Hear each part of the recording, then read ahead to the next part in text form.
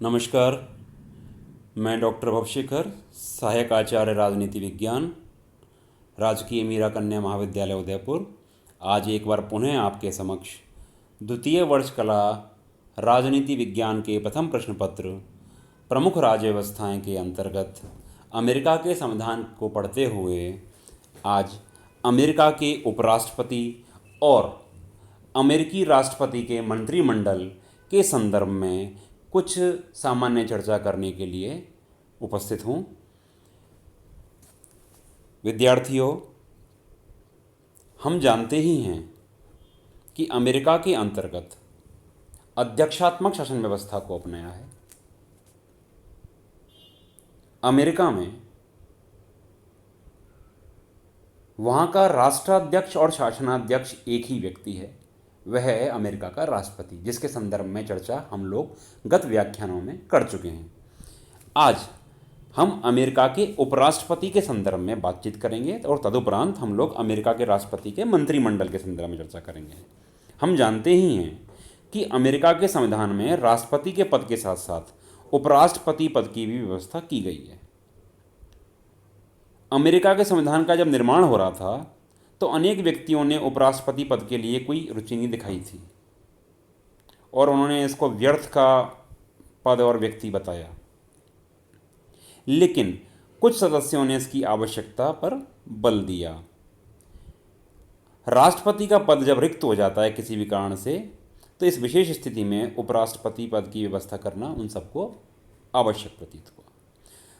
जब हम उपराष्ट्रपति की योग्यताएं, निर्वाचन आदि की चर्चा करते हैं तो यहाँ स्पष्ट है कि संविधान के अनुसार उपराष्ट्रपति पद के लिए भी वही योग्यताएं हैं जो राष्ट्रपति पद के लिए हैं। वर्तमान समय में अमेरिका में जो प्रमुख राजनीतिक दल हैं वो उपराष्ट्रपति पद के लिए उम्मीदवार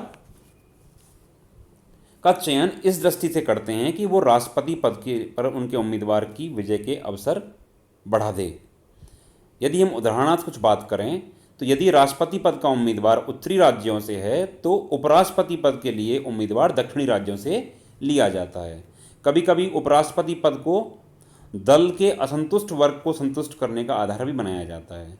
तो दोनों का चुनाव एक ही निर्वाचक मंडल के द्वारा किया जाता है। दोनों मतलब राष्ट्रपति और उपराष्ट्रपति दोनों का चुनाव एक ही निर्वाचक मंडल के द्वारा किया जाता है।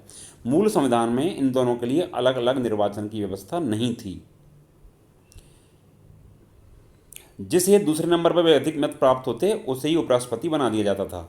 लेकिन यह जो व्यवस्था है वो 1804 ईस्वी के 12वें संशोधन के द्वारा बदल दी गई। नई व्यवस्था के अनुसार राष्ट्रपति व उपराष्ट्रपति पद के लिए अलग अलग उम्मीदवार खड़े किए जाते हैं और दोनों के लिए अलग अलग मत जाने की पद्धति अपनाई गई है। उपराष्ट्रपति पद के लिए भी उम्मीदवार को समस्त निर्वाचकों का बहुमत प्राप्त होना आवश्यक है। यदि किसी उम्मीदवार को निर्वाचकों का बहुमत प्राप्त नहीं होता तो सीनेट के द्वारा प्रथम 2 उम्मीदवारों में से उपराष्ट्रपति पद का चयन कर लिया जाता है। इस प्रकार से हम कह सकते हैं कि उसको कांग्रेस के द्वारा ही निर्धारित वेतन भत्ते प्राप्त होते हैं। उपराष्ट्रपति का जो कार्यकाल है वो 4 वर्ष का होता है। इस अवधि के पूर्व जो कांग्रेस द्वारा उसको महाभियोग के द्वारा पद से हटाया जा सकता है। अमेरिका का जो उपराष्ट्रपति है वो अपने कार्यों की कमी के लिए प्रसिद्ध है। उसके पास मतलब बहुत सीमित कार्य होते हैं। इस कारण अनेक प्रकार से उसका मजाक उड़ाया जाता है और संयुक्त राज्य के महत्वाकांक्षी जो राजनीतिज्ञ हैं वो इस पद की प्राप्ति की कभी भी आकांक्षा या उम्मीद नहीं रखते हैं। उपराष्ट्रपति का प्रथम कार्य राष्ट्रपति की मृत्यु हो जाने पर, पद छोड़ देने पर या किसी प्रकार से यदि वो पद से हट जाए तो फिर राष्ट्रपति कार्य को संभालना है और उस समय उसे राष्ट्रपति के जो सभी अधिकार और शक्तियाँ हैं वो प्राप्त हो जाती हैं। इस संबंध में 1841 से ही एक परंपरा स्थापित हो गई है कि उसके द्वारा जो कार्यवाहक राष्ट्रपति के रूप में नहीं वरन राष्ट्रपति के रूप में कार्य किया जाता है। तो इस प्रकार से हम कह सकते हैं कि यह स्थिति रही है और अभी तक लगभग 9 उपराष्ट्रपति राष्ट्रपति का पद धारण कर चुके हैं। उपराष्ट्रपति का जो दूसरा कार्य है वो सीनेट का सभापतित्व करना है। सीनेट क्या है?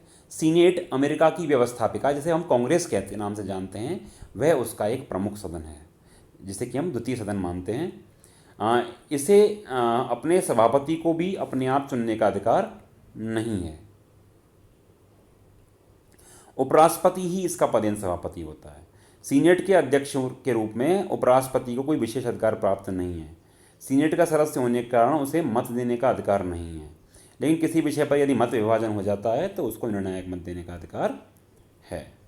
तो इस प्रकार से अमेरिका के उपराष्ट्रपति की जो शक्तियां हैं उनके संदर्भ की जो स्थिति है वो इस प्रकार स्पष्ट हो जाती है। उपराष्ट्रपति पद के जो कार्य और इसकी स्थिति पर जो है वो इस बात पर निर्भर करती है कि राष्ट्रपति का कितना विश्वास पात्र है और वह अपने आप को कितना उपयोगी प्रमाणित कर सकता है।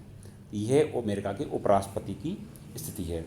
इसी प्रकार से जब हम अमेरिका के राष्ट्रपति के मंत्रिमंडल के संदर्भ में चर्चा करते हैं तो हमें यह ध्यान रखना चाहिए कि अमेरिका के संविधान के द्वारा समस्त कार्यपालिकी शक्तियां राष्ट्रपति को प्रदान की गई हैं और संविधान के अंतर्गत मंत्रिमंडल की कोई व्यवस्था भी नहीं की गई है।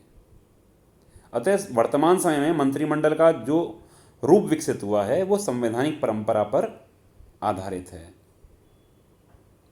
क्योंकि राष्ट्रपति जो है वो सरकार के विभिन्न प्रशासकीय विभाग जो हैं उनके अधिकारियों से अपने अपने विभागों से संबंधित विषयों पर राय ले सकता है। अब हम बात करते हैं कि मंत्रिमंडल का उदय किस प्रकार हुआ।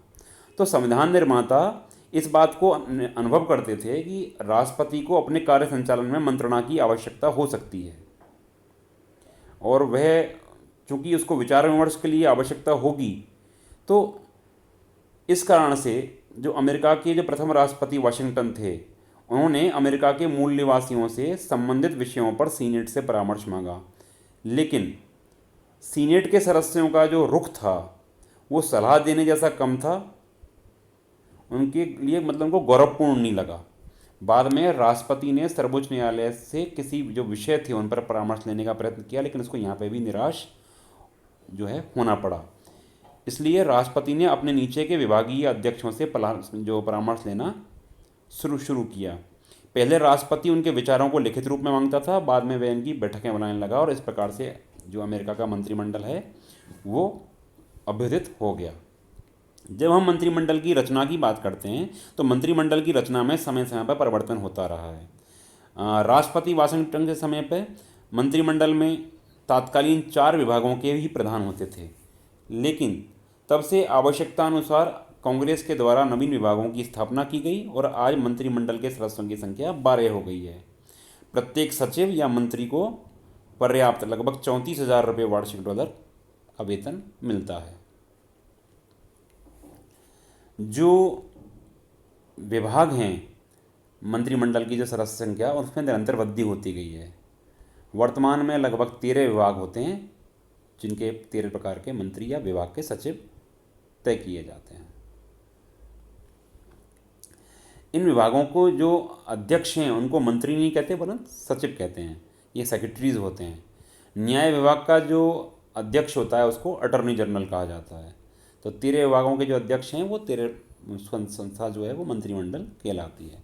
मंत्रिमंडल के सदस्य हैं उनको राष्ट्रपति के द्वारा मनोनीत किया जाता है, लेकिन इसे सीनेट की स्वीकृति प्राप्त होनी चाहिए। सीनेट इसके मनोनयन की स्वीकृति देने से इनकार कर सकती है, लेकिन व्यवहार में ऐसा नहीं होता है। जो मंत्रिमंडल के सदस्य हैं वो राष्ट्रपति के व्यक्तिगत सहायक होते हैं, इसलिए ऐसा माना जाता है कि उनका जो है चुनाव राष्ट्रपति की पसंद से ही होना चाहिए। सीनेट ने अब तक केवल 7 बार मंत्रिमंडल के सदस्यों की नामजदगी जो है उसको अस्वीकार किया है। ये एक तरह से अपवाद ही है। राष्ट्रपति को अपने मंत्रिमंडल के सदस्यों के चयन में बहुत अधिक स्वतंत्रता प्राप्त होती है, लेकिन व्यवहार में मंत्रिमंडल के साथियों का चयन करने में उसके द्वारा अनेक बातों का ध्यान रखा जाता है, जैसे कि वह अपने दल के समर्थकों और मित्रों को प्रसन्न करने के लिए उनमें से कुछ सचिव की नियुक्ति दे सकता है। उसे कुछ जो बड़े राज्य हैं जैसे कि न्यूयॉर्क, पेंसिल्वेनिया, मैसाचुसेट्स, इसमें से भी कुछ एक मंत्री वो चुन लेता है। तो ये कुछ महत्वपूर्ण बातें हैं जिनका वह ध्यान रखता है। जो अमेरिका का मंत्रिमंडल है उसकी और जो राष्ट्रपति है उसके संबंध में यदि हम चर्चा करें तो हम क्या कह सकते हैं कि मंत्रिमंडल की स्थिति के संबंध में एक विद्वान हुए हैं हर्बर्ट टाफ्ट। उन्होंने लिखा है कि मंत्रिमंडल राष्ट्रपति की इच्छा का परिणाम मात्र है, इसका कोई संवैधानिक आधार नहीं है, इसको केवल एक परंपरा के आधार पर अस्तित्व जो है प्राप्त है और राष्ट्रपति चाहे तो उसका मंत्रिमंडल का पतन या अंत कर सकता है। तो कुल मिलाकर के ये राष्ट्रपति का एक व्यक्तिगत सलाहकार मंच है, सलाहकार का एक फोरम है जिसके माध्यम से वह अपने विचार विमर्श उनसे मांग सकता है, सलाह मांग सकता है। इस प्रकार की अमेरिका के राष्ट्रपति के मंत्रिमंडल की स्थिति है। तो आज के इस टॉपिक के अंदर इतना ही। आगे फिर नेक्स्ट व्याख्यान के रूप में मिलेंगे। नमस्कार, धन्यवाद।